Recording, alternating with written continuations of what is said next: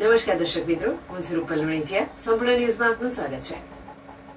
લોકસભા સામાન્ય ચૂંટણી જાહેર થતાની સાથે જ બનાસકાંઠા જિલ્લા પોલીસ એલર્ટ મોડમાં આવી ગઈ છે. જિલ્લામાં કાયદો અને વ્યવસ્થાની સંપૂર્ણ જવાબદારી પોલીસ તંત્રની હોય. આદર્શ આચાર સંહિતાના ચુસ્ત અમલીકરણ માટે જિલ્લા પોલીસ તંત્ર સજાગતા અને સતર્કતાથી કામ કરી રહ્યું છે.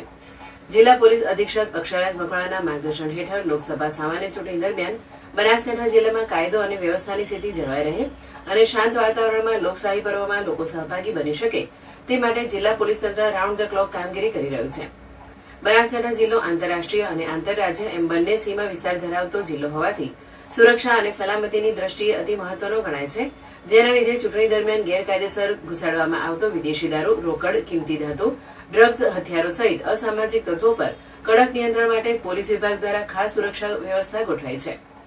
જિલ્લામાં ચૂંટણી અંતર્ગત સ્ટેટિક સર્વેલન્સ ટીમ અને ફ્લાઇંગ સ્ક્વોડની 264 ટીમો, 4 નાયબ પોલીસ અધિક્ષક, 4 PI, 15 police sub inspector, 138 police જવાનો, 138 હોમગાર્ડ જવાનો રાઉન્ડ ધ ક્લોક ફરજ બજાવી રહ્યા છે.